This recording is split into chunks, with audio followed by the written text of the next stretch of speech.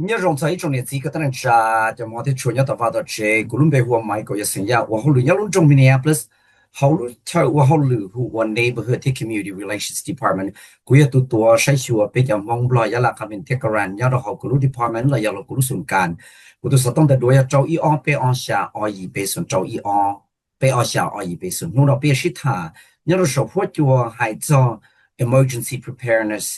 nhớ到lúc trong Minneapolis cú tôi khoa chữ sang New itu punya uang again lumbai buat Ruth Talford nyaro ta lunjong Minneapolis New to emergency preparedness volunteer thia collaborations coordinator nyaro how lusung kan la yalu Department of Health你叫你我知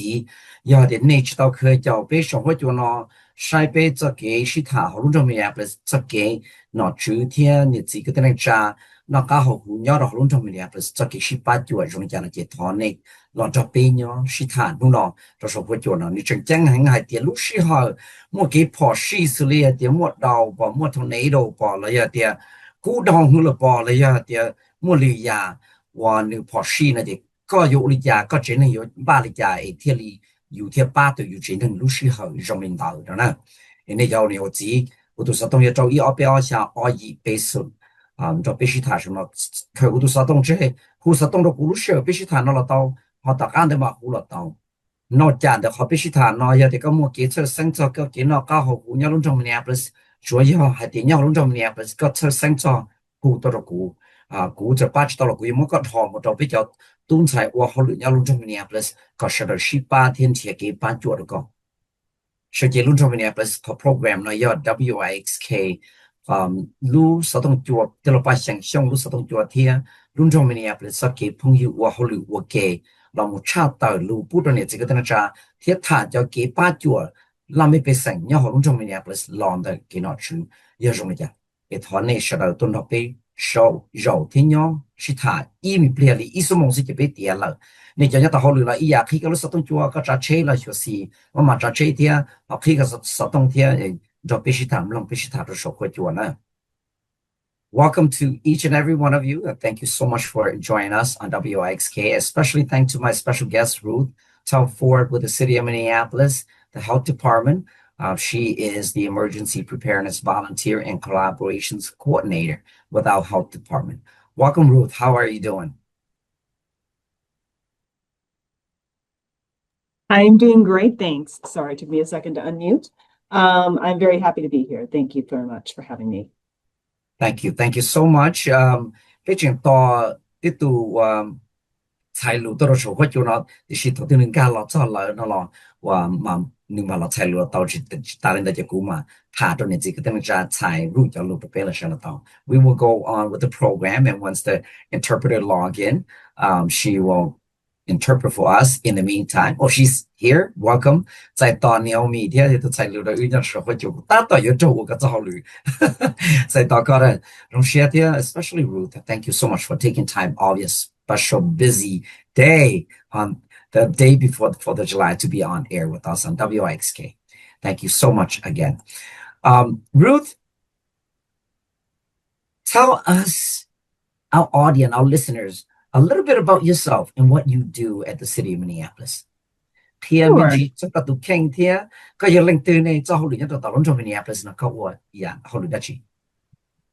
Of course. So as you mentioned in my position title, I manage partnerships and volunteers on behalf of a special unit of our health department called Emergency Preparedness. And basically what that means is I help the people of Minneapolis get involved in getting ready for and responding to any community-wide emergency.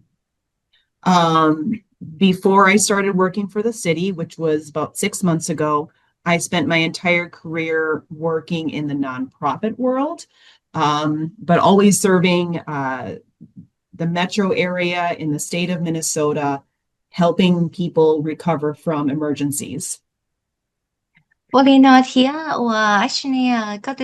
啲到睇嚟天係真係估碌碌好嚟我好嚟一好碌中 Netflix 呢嘅 cú yên là muốn cho là tiệt công tệ cho lỡ lu không cả lo là cho tiệt ba chân nên và tiệt ô hô lử bút đó rồi là tham bàn đâu tiệt rồi nó đấy nhởส่วนสีโจกูเตได้หนูเนาะมาเป็นมนุษย์ตัวอีกหาชื่อสังไหนเหรอยอเกนักข่าวหูโลเกเจ้ามั่วแล้วยอเดียเจ้าที่สื่อสังเจงแล้วยอเดียมั่วเกพอชีเจ้ารู้ที่อะไรเนาะเนี่ยเจปีกูยอมป้าเจ้าเจอเจ้าcho là mấy bé sinh thua đến sao tụ cả lần ba là tụ khen thầu tư mua tê sự sinh nó chỉ chén và giờ thì mua cho đã cho đủ rồi tê giờ đã chịu tao chỉ xì họ lú rê này bây giờ ba cho lên mấy bé sinh là muốn ba là tụ khen thiên là này giờ đua lên đầu tế tế đua lên đầu tế lên nó lỡ này chị khi rồi nên sẽ rồi bảo hay thì trâu lú liu đây nó cú yên khánh qua lử nhớ đâu họ cho con họ nhớ luôn trong trái nó là một trâu qua lử chia sinh cho trâu cho con họ nó yên việc thì cú nói mua xia thì là một thì ba cho là mấy bé sinh mua cái xí chùa xí cho rồng cả ba cho là mấy bé sinh là mua cái là thì ba lại được khen thiết đấy rồi nói chị cũng thấy đấy rồi nhưng mà đâu dạ thì một chỗ chua cho ngay nó thiết. Ruth, please help us understand why is it so important for individuals and families to make an emergency preparedness plan. Cấp lớp thả mình chỉ sai thì vì lý do này thì chẳng chẳng hành cho nhiều chỉ có thể lên trả thì cho chính năng yếu chủ động mua cái ba trả in chỉ lúc xưa họ mua cái bỏ xí là thì lý ba tới chính năng nó có thả được bây giờ vì lý do này thì chẳng chẳng bỏ lên đó. So making an emergency preparedness plan is so important because when something really bad happens, it helps you protect your family and keep everyone in your household safe. Especially when there is a large disaster impacting the whole community, it's going to take a while for official organizations to come and provide services. So experts say that you should be prepared to take care of your own needs for up to 72 hours before help may arrive. Planning for emergency helps you figure out what exactly your family members will need and make sure that you have a chance to gather the supplies to take care of your household before the bad thing happens. 我哩呢，天还做呢，我给把投资我mua lúc sau hở 我哩还就mua cho sự thanh nó tổ chức sĩ na giờ chưa sinh ra cho yếu chế nên mà khi cho nên báo nữa thầu tư của mua tới giờ tới mình đi nó chú sĩ là nữ giới khó trình chính hàng là một ba yếu chế năng tí thái yếu chế năng thiên ấy có sao đó nó có hậu hủ vô nào này giờ chỉ do hai tia mua tới giờ đó chứ ô tô chú sĩ chỉ hai hậu yếu chế năng lo lấy do hai tia cho lú rê ô tô chú sĩ đó là đấy chị nữ giới do in nhiều hoàn đó là do tia tất cả đơn để long thiên ấy lúa tên nó chứ lúa tên là tâm bản tôi yên thiệt cái ba cho nên mà yếu chỉ tôi đi thanh đi thở xin đỡ nó nói rồi chỉ thằng nên ba tôi nên chuyện nên ba tôi rồi thôi nên sự tự chỉ không nói cho khỏi rong lấy cho nên dân dễ lấy cho tiền là cho nên uổng chấp vỡ mà là vô hại tiền có yếu tông ba ý bộ cho nhà có chi xôi nhất không qua lúc sẽ mua xài tiền thấu cho tới mình nó tôi chỉ xì lời liên lời cha cho tính được tất cả của có mua khổng chỉ là chi xôi nhất không vào chế lợi yếu ba tao có được khen ba tao có chế năng thiên là vấn đề của xin này luôn cho nó thi là do luôn thế là tâm bản nó lợi yếu ba tao có thiên là chị khi rồi nên sẽ được bao đi nó thiên. Ruth, what kinds of things, events should people plan for? Cho cái bỏ xí, nhà chỉ có thể trả cho tông ba nè, trả một chút xí yo, dùng để trả thì họ được. Well, here in Minnesota, the main threats that we encourage people to prepare for are house fires, which is actually the most common type of disaster we face, extreme weather, which can be severe storms or tornadoes. It can be extreme cold, extreme heat. We also encourage people to plan for power outages, as well as to, of course, think about how to prepare for infectious diseases like COVID or even the annual flu. Bây giờ nó cũng khi đó đi bao thì game bao nó yo thì thống mua thì sự chênh là nó tao chỉ xí là nó vậy cũng khi đó nè thì họ lúc sinh Minnesota nó chị game bao nó mà yên thì yo thì yo vai chỉ cố nhớ lo yo đi chả yo thì tao mua tới chỉ xí lo chưa ra chưa đủ lo là yo thì họ no hơn lo là yo sọ hơn là yo thì bị phá chỉ là tua lo thì giờ rồi nó là yo thì mua kinhยี่ทุ่งเปลินตู้รีปิดสิริเดียรีโคเฟตนะแล้วยอดเดียเขาทัวร์ฟลูโรที่อย่าไรนอนะยอจะอยู่ตรงบ้านเทีย Ruth, you mentioned about you talked about an emergency plan. What kinds of things should people have in an emergency plan? ก็ถามซะเดียวอยู่จุ่มไว้ขอแผนเลยอีขอเก็บ爸有钱能头赚是莫的呀，事情你破事情，我哋要做爸要到好个好，路啊玩平了，要个路主演爸个大赚是莫叫清楚的呢，你还要好啊，直接。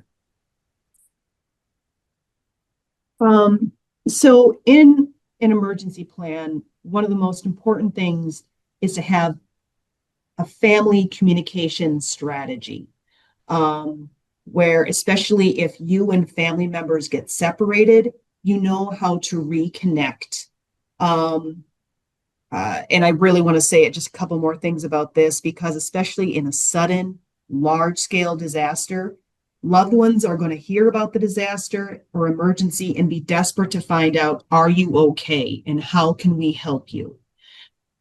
However, you're going to be busy dealing with the emergency, or you may be separated from your phone, the power may be out, cell phone towers may be overwhelmed, and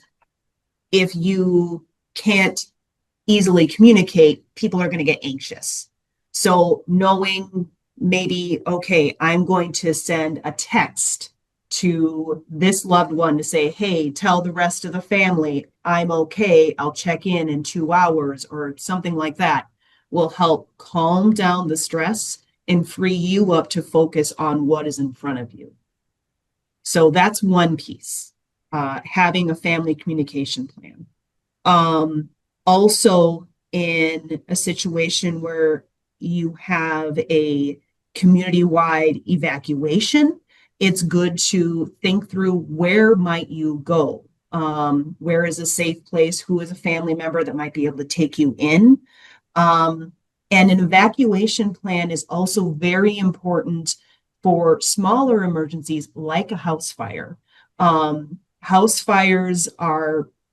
unfortunately fairly common here in Minnesota, up to 12 fires a day in Minnesota. And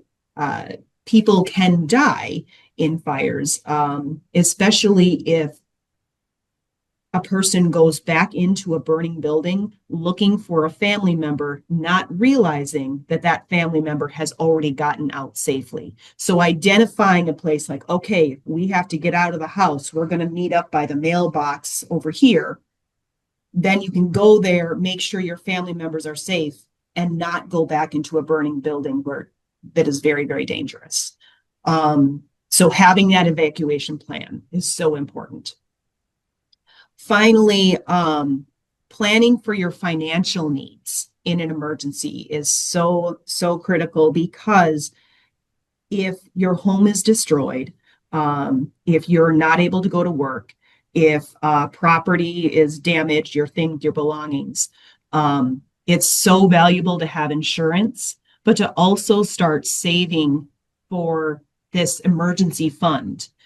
Experts say that people should have up to 3 months worth, or at least I should say 3 months worth of living expenses saved for covering your needs in an emergency. And if you do not have insurance right now,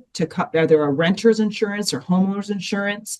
You should really look into available policies. It's actually quite affordable for most households. Do your homework, make sure you understand what insurance covers, what it doesn't. Make sure if you already have a policy that it's up to date, that you have enough money set aside to cover deductibles, and that you have your insurance contact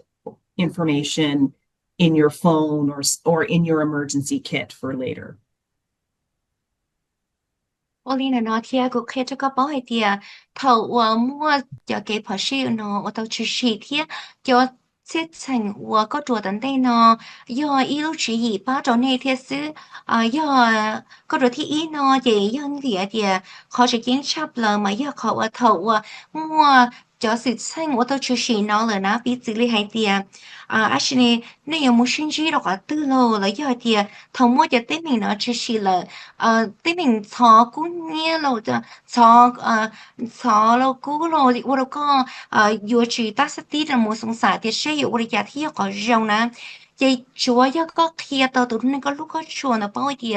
sao như xia sao giả in chỉ mới tới mình là thiên này chỉ có sau đó lúc xia tia sẽ từ thiên cái lỡ thì chính khó xia bác khi đó chế năng thì nè sau đó cô cho lên cho tụi nhỏ rong thiên có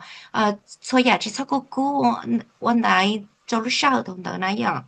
bây giờ rồi nó có ba tờ xong tờ hậu tax hậu sát tông nó một khi rồi là bao tiền thế rồi li ở xong một cái này nó nên mà li nó được cú mà li hôn này mà li tí tao này thì cái là cho xia thì là nãy giờ thế giờ nó chỉ do cái xí tí tao xí thì ý là khi rồi ít tu hậu yêu chuyện này cái là thì là chỉ nhau xia thì có chùa là do họ sẽ thành thì ở là nên nó chỉ do họ thằng mua kia cái cuốn sổ nhá họ lúc rồi là mất bị xử lý hệ tiền giờ tao tự ba tự chế lô kia lô nhảy chỉ chờ lô thì rồi nó đấy cú yêu họ chỉ dẫn sang này thì chỉ nhớ họ biết lúc gì mình sợ là mà cái ở và chế cú nhia có số inu nhớ họ biết lúc gì mình sợ là mà riêng chỉ chỉ này giờ thì họ nói họ lo chấp là ở này giờ từ chủ tông ba này từ khen hạt gì thầu mua tí sự sinh nó tôi chỉ là này muốn cho này từ nho này từ sinh ra giờ lên từ giờ từ dành thiết cả này muốn cho lời nho thì giờ rồi nó thì họ nói giờ họ chính chính truy sinh chấp là thầu cho tới mình nó tôi chỉ là giờ thì và chế cú nhớ là nè sau này đâu chỉ có tới mình lo chấp là cú giờ thì ở chỗ tôi nên tua lô tới giờ rồi nó thì thầu và chế cú nhớ cho nên mình nhiều là giờ cho nên là cái tờ mùi nhớ đâu sáng đầu tỏ ta lại tới gì dù là giờ thì ý tôi nên là chỉ bao giờ trở lại thì ôi trời cho tụi nó này chị cho cá mua cho họ lo vào lúc trẻ ở trường cú nhé cho ba luật tờ lo thì giờ rồi nó ấy chỉ đi mua trong mò lo thì giờ rồi nó nãy chị việc giờ trên nên là chỉ tao nó mua shit thả là mua thả chơi thì do thì tận đây nó ý nó tư là chơi thì giờ thì mua tên mình chỉ xử lý nó do cán trọng thì bé là mua xin chỉ rồi tao có chờ 3 bạc nó là giờ thì nơi san tờ lúc 1 bạc nó nơi tỉnh cả tới khỏi chờ trong nơi chế nên có nơi sẽ là bao cho nên từ bao thì giờ từ từหัวtờ tu anh đây nó là yếu là xin chỉ đó còn nó nè giờ còn nó giờ có chỉ sinh chập là thì bây giờ thì mua cái phở xí thông mua cái sự tình là tổ chức xí lại yếu chỉ thông mua còn nó chỉ là một thả có sẽ thành thì bên này nó chỉ cũng hay cho nên bao giờ又在跟8年前，我头就摸，就是请了到去10天，还在那看呢。我有点头摸的名字是你那了，就有的时候有哈，有啊，没知道我好累了，了有点有发这波了的呀，所以那了那样，也后边เขาจะ没有说天，有感情有拍跟拍个有摸着有天，做เนี่ยเช่เนี่ย天，了就了嘛了还点。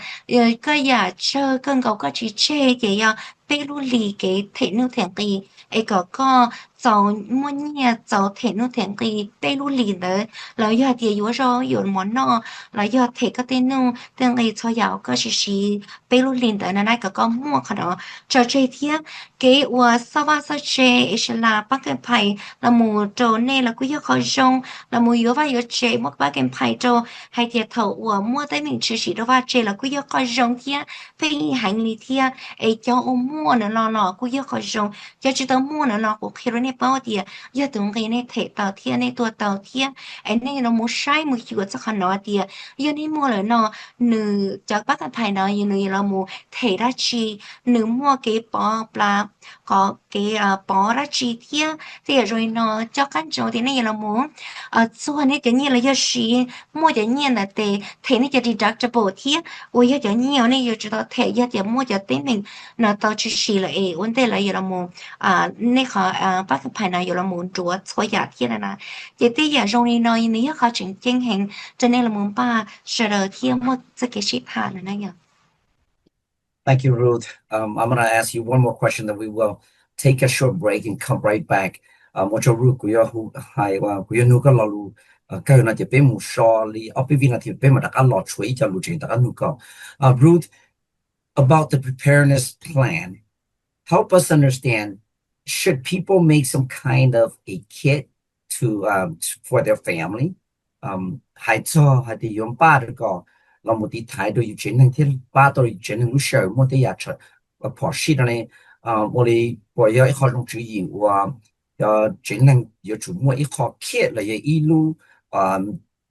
đi là giờ ba rồi cho không có giờ chủ tàuต้องการlúc xí hở thì một cái bỏ xí thì đâu xí. Yes, definitely recommended to have an emergency kit. And I mentioned several different types of emergencies to prepare for. So it can seem like, well, what do I need for all these different things? Some of the basic stuff might be having some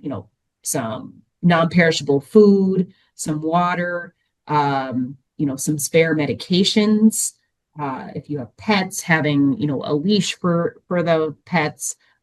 maybe a comfort item or some toys to keep your kids occupied when you're displaced. Depending on the situation, there's different sort of things you could put in the kit. And there are some resources we'll talk about later on for other ideas. But the most important thing to keep in mind is that your emergency kit should be tailored to the needs of your family. So the medical needs, the access or mobility needs, like do they, maybe a spare set of glasses if you're vision impaired, or other sorts of things that you might need. Again, and also thinking about your pets. And another important thing to keep in mind with emergency kits is where you store it. It should be kept somewhere where you can easily keep it fresh, regularly check and make sure the food isn't expired, same with medications and such, but also easy to grab and go in case you need to leave the home, or have handy when a tornado comes and you need to go to the most secure part of your house. So again, should be accessible. It should be tailored to your unique family needs. And there are a lot of just basic supplies that there are some great lists out there to help you build this kit. Thế cho các phố thì giờ lúc rong chỉ gì là muốn ba thì lại tiền ba thì rồi nó cũng khi đó này bảo thì họ dùng gì chấp lời chỉ do thì rau mỏ ôi giờ thì nhớ có bông lô là mua đồ đê lô là giờ thì giờ này mua áo có mua cho lùa kỳ áo thiên bây giờ không xí rồi thì mình thứ mình nhiều ấy cả là tôi là mua xí có thì nó thiên thầu thôi cũng chọn lên nó lợi nãy giờ chính cho các trong dạo nên ba đó nên lúc xa nó mà khi đó nên bao giờ thôi dạo nên ba là mà yam ba chỉ sinh trốn nên chế năng thế sẽ thu lên cho tự động cả chi sư mua ra cho là một xã thì sẽ ít thứ họ lúc chế năng cũng mong muốn kinh rồi giờ thì ở tông cả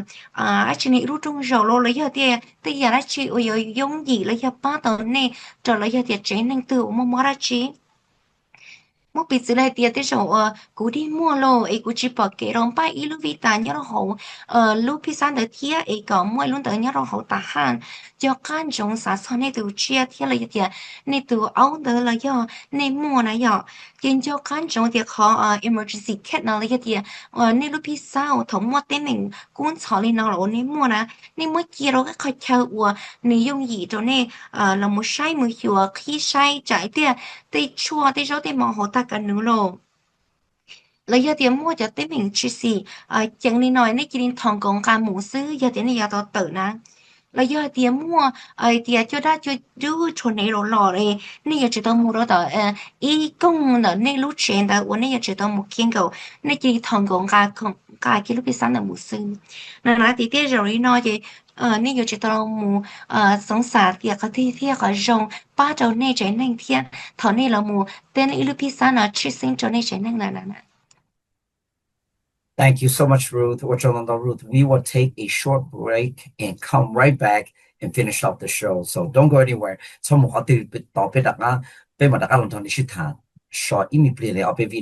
Hi, I'm Jacob Fry, Mayor of Minneapolis. At a time when the President is attacking our LGBTQ community and trying to peel away rights, I want to make one thing clear. Minneapolis is and will remain a safe and welcoming place.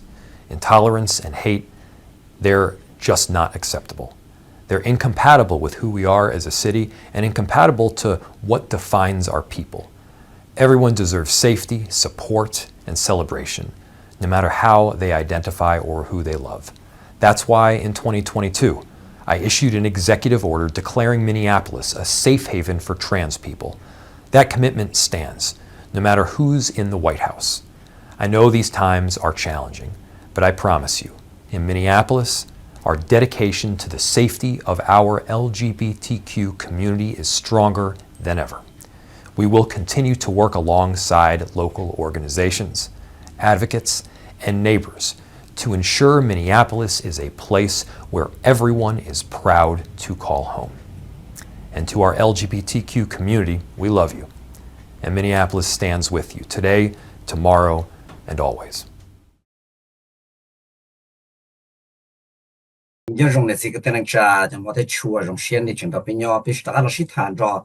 Ruth Talford, Minneapolis Health Department. It's our emergency preparedness plan. Thank you so much, Ruth, for all the information that you share with us. Regarding having an emergency plan, are there resources available in the city of Minneapolis to help people?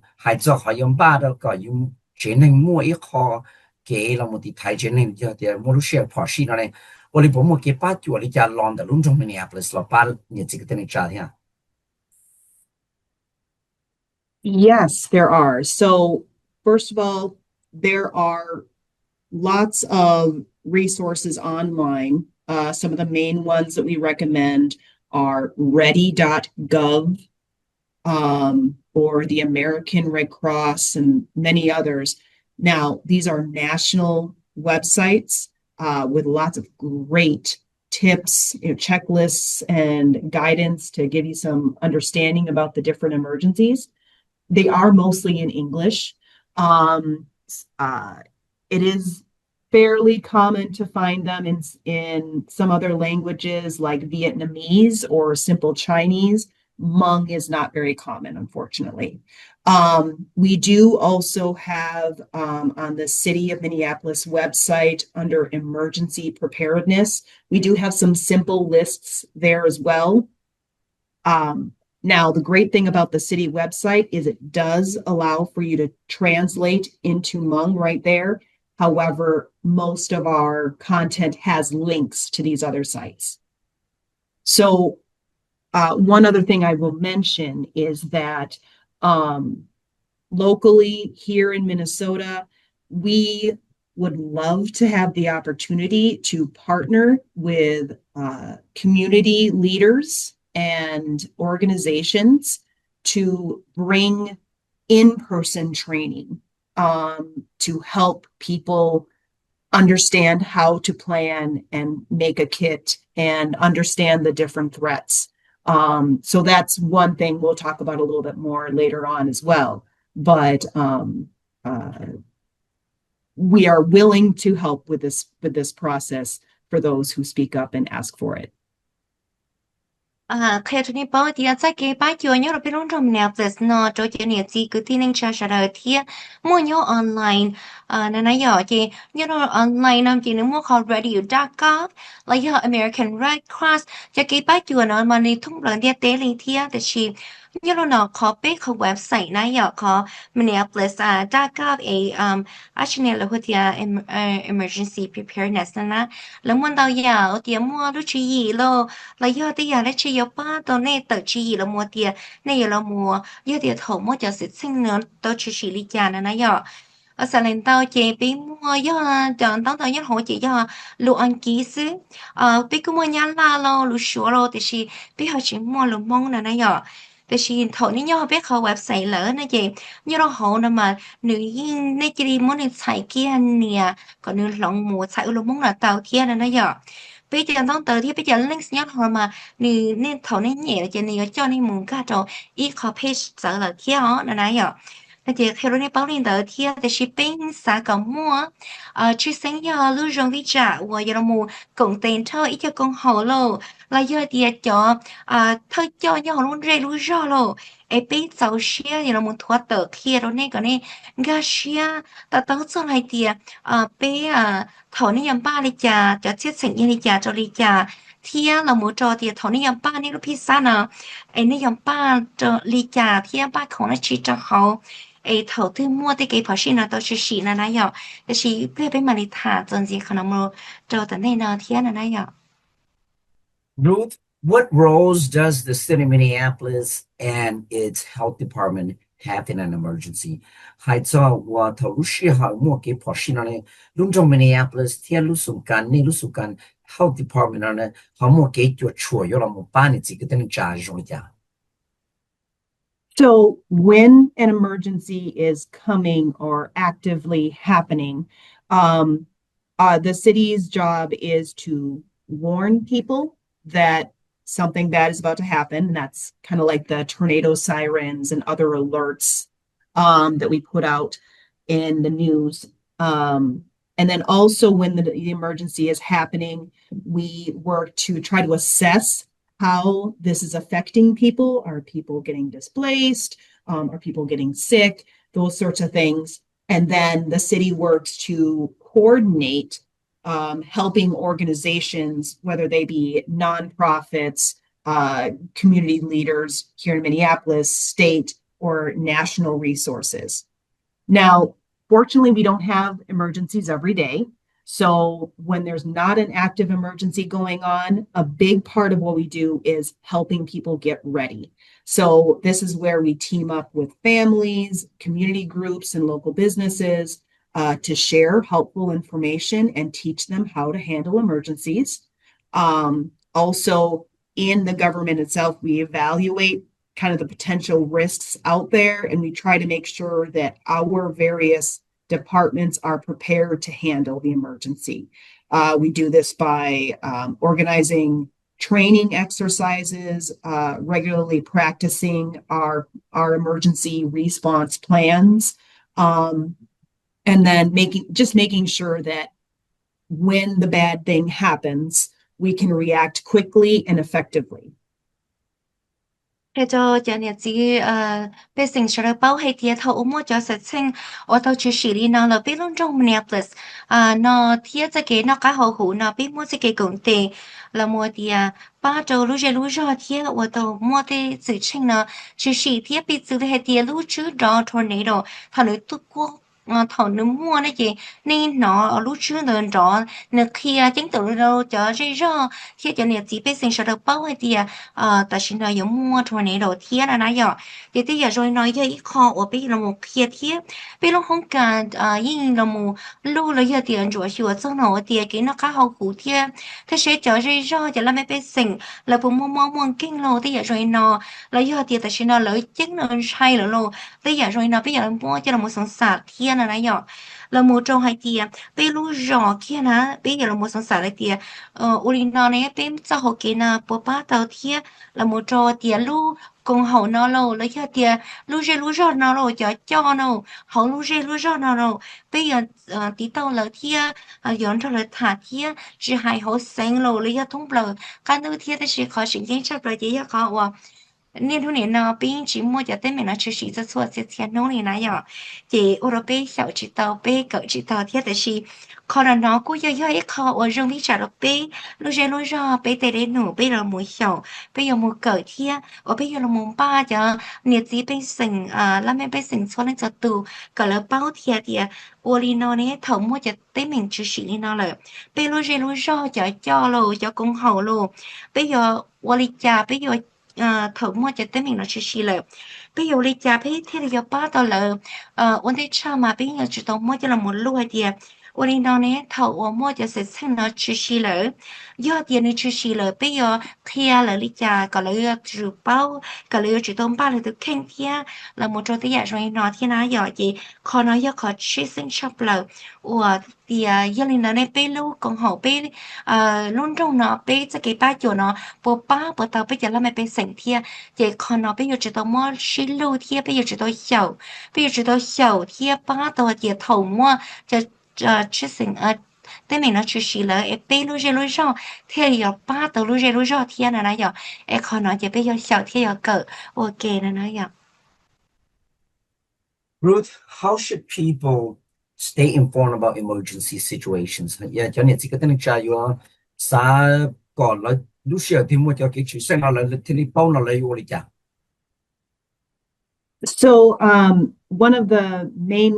easiest ways to stay informed, at least here in the city of Minneapolis, is to sign up for emergency alerts from the city by going to our website, which is www.minneapolismn.gov.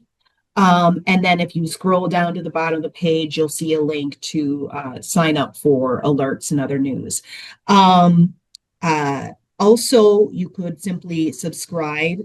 to receive text alerts by texting MPLS alerts to 77295. And I'm sure we'll be posting that information for your reference as well. And then also our city has a monthly newsletter that we put out that gives a lot of helpful tips and resources about different things to think about each month. And that we call that newsletter Emergency Preparedness in the City. And again, you can sign up right from our website.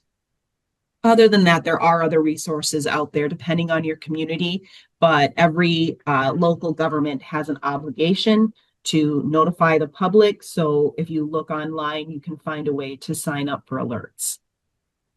Rồi đồ này bao thì nhớ rồi họ biết luôn trong Minneapolis nó nên mù chú cho họ Minneapolis mình ra cao là tàu thiết rồi giờ thì nên xong đó họ sẽ tung text là tàu thiết nên là mù tàu họ Minneapolis alerts từ sẽ tung giờ xa ở chỗ chi cho nên mà lại tí cho này thiết chỉ có khi lúc này bảo vệ thì hay chân họ cho số lúc này mà bên xa xáo sự tự cho dây ra lâu cho nên chỉ biết sinh số lượng sự tự thiên là nói cái này bảo cho nó nên chúng bây đó họ là cái tàu thiên khi lúc này bảo lên đời thiên là nói chỉ hay tiền này nhau lúc dây ra từ này nên cả online sẽ nên chuyện này nhiều bảo tôi thì lợi dụng mua sản xuất chi chat từ chat xóa đó chi rồi nên là cái tàu thiên nên một chúng bây đó họ là cái tàu tan trọng nữa. Ruth, I know that you mentioned about American Red Cross not having Hmong as a common language, but are there resources in Hmong in the work that the city of Minneapolis is doing? What did American Red Cross ni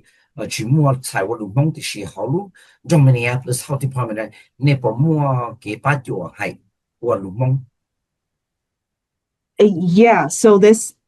as you mentioned, yes, this is definitely a gap. And we are hoping to address this soon. So we are looking right now for community leaders and individuals in the Hmong community who have strong language skills, who are willing to join our team to help us create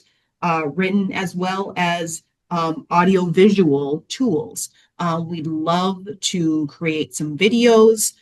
in Hmong to help people learn more about emergencies, and any written materials. We would love to use some of the grant funding we have to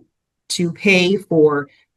any training needed to do interpretation and translations, and then, of course, to compensate people for their time in helping us create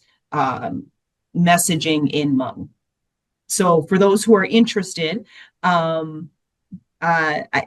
would like to share my contact information. We have an email address, cityhealthpreparedness@minneapolismn.gov. Or to be honest, you can call my cell, 612-544-1674. I would love to speak with you if you would want to be part of the process in helping us make language accessible emergency preparedness resources.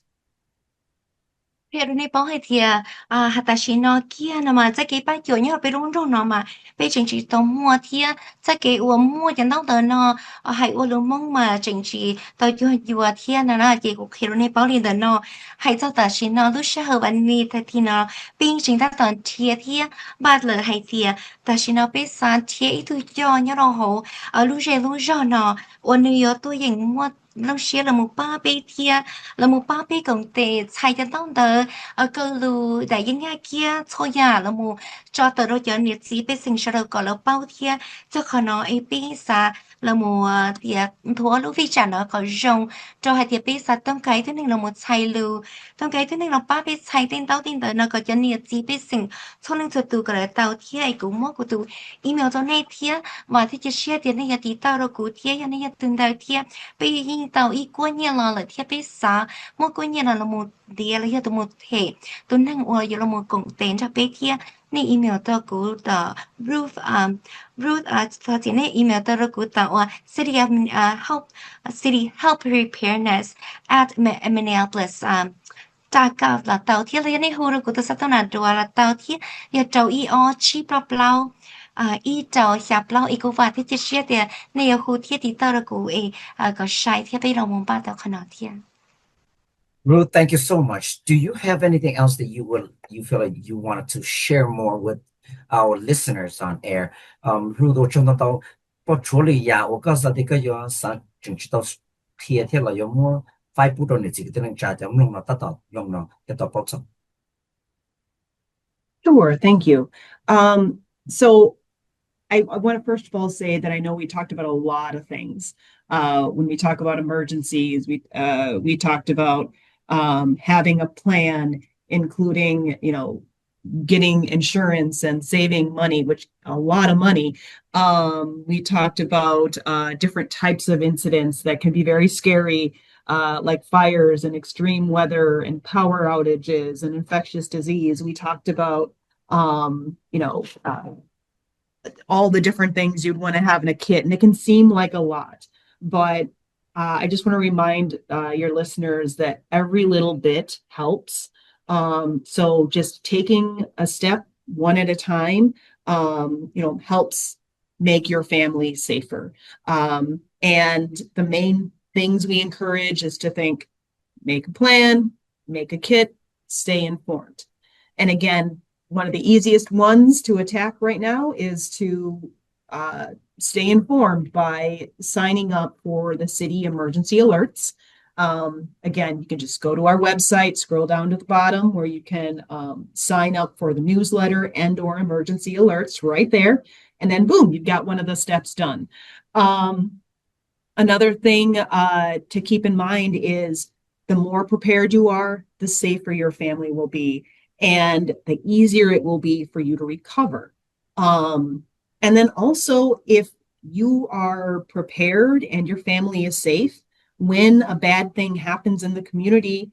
you're more likely able to help your friends, your neighbors, your community. And so if any of your listeners are interested, we also have a volunteer program with the city, and we would welcome your members to join us. Our volunteers receive free training, and we take registrations for volunteers at www.mnresponds.org. And especially if you are able to speak both English and Hmong, it's very valuable to have volunteers with the city who we can give official access to, who can communicate with the Hmong community. And we would love to have you join our team. So yes, thank you. Again, this has been a wonderful opportunity. 我说呢，我个到马路上里查着古天，看着你包海地，莫等到也被得了木塔，侬那被塔错，海地给我有把给拍呀，我便宜的，给有做呢的吃呢，他们给工厂到处是的呀，所以呢。错也被他们等到很，我都个见了，我个人猜了，但呀，我都个有些在的呀，所以呢，但是กูเคยจะก็บอกเดียแต่อยากว่าเดียแกยังเชื่อใช้ถมว่าจะสิทิ้งเนาะแต่就是จะให้เจอเดียไปฟ้าตัวเราแกมั่วแกมั่วเก่งๆเราหรืออยากเดียทีนี้แต่อยากว่าสิทิ้งแล้วอยากเดียหัวจัวหลงเปาเราที่อยากจะหน่อยมั่วแกกูเก่งชอที่อยากจะหน่อยกู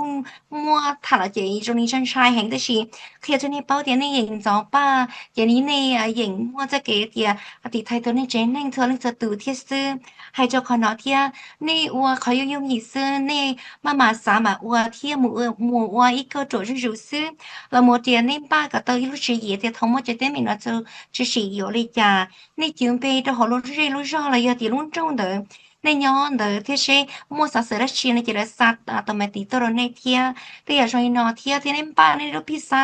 ให้เดียทั้งหมดที่กึ่งเต็มหิงเราที่อยากเกี่ยงูชนะจะตัวจะสีเลยนี่การรอในรูปพิซซ่าในหมู่เสือนี่ที่จริงอยู่เชียแต่อย่าชอยนอย่อคนนออันนี้มาสามวัวเทียอันนี้มาวัวอีถึงท้องรู้เทียใครในเป้าเดียขอจงชอบเลยยันนี่จอป้านี่จอป้าเทียนี่บ้านนี่เจนนี่นอวันเดียจะชอบเทียอย่างในเจนนี่ป้าโตเชียนี่เจนนี่สุดที่นี่กูอย่าป้าโตนี่จะเส้นใจเร่ตัวลุ้นเทียชัวที่อย่าชอยนอเทียใครในเป้าลินเดิมเราโมโจฮะเดียไปรู้กองหงนอแล้วเดียไปรุ่นจงนอเป็นใจต่อจะนิ่งอัวมุมลงเชียเลยหมู่ห้องหรือเพื่อเราเป็นเทียใครในเป้าเดียในมือจิ้มเปย์เดียในสาวไว้ตัวนิ่งเราโมเดียว่าเขาหรือเพื่อเราไปรุ่นจงนู้นจอนอ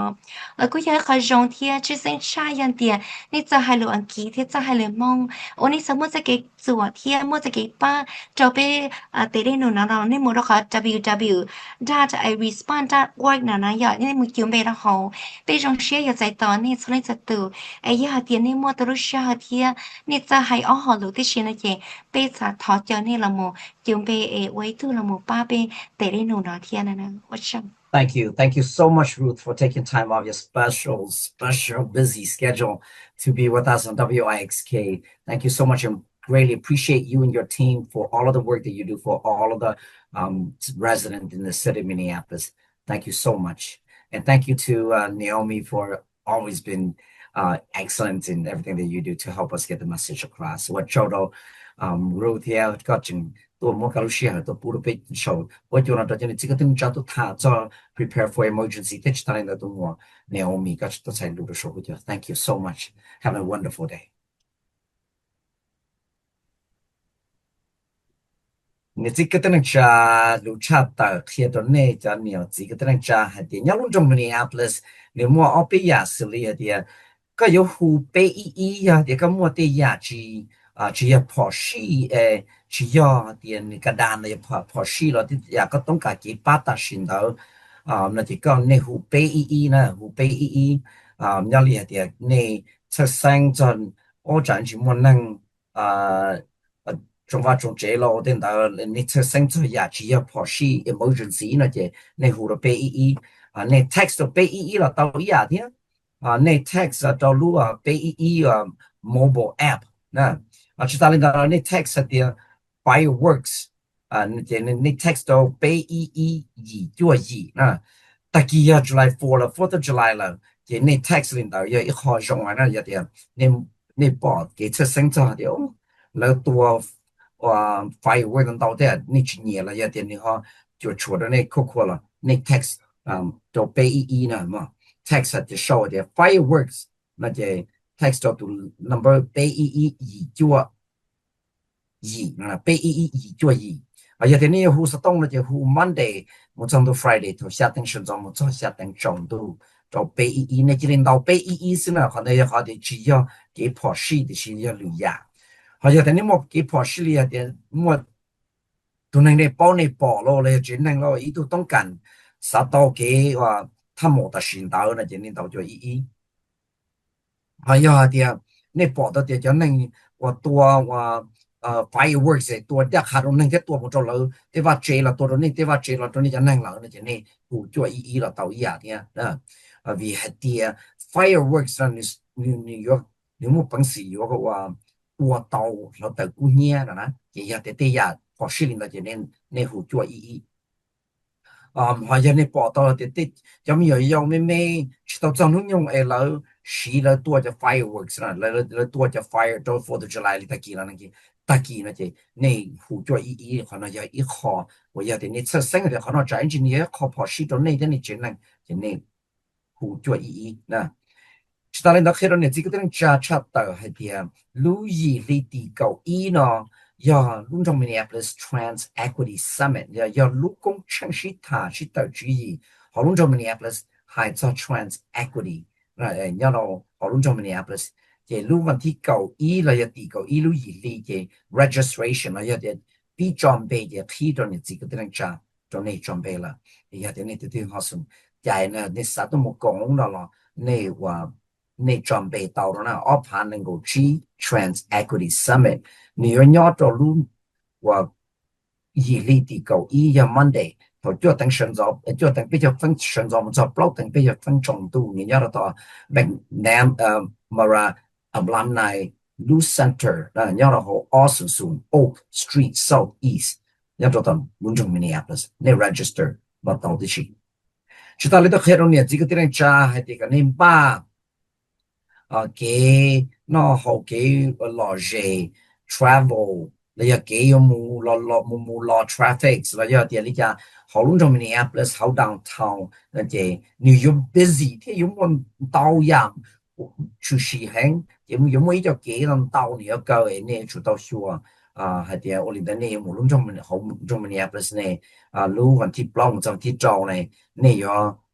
路 share holiday 啦呢有到學時學得嘅呢啲你知道嘅啲知道咧，那呢啲你包啲人最車的好多，你好要揸車的好多嗰啲靠車能到呀，靠機能到呀，然後種 Minneapolis， 現在呢就我哋我知啲嗰啲你揸是然後種 Minneapolis， 個呢路在用 holiday 呢啲嗰啲小人之間很種，知道你的 summer events line up 你要叫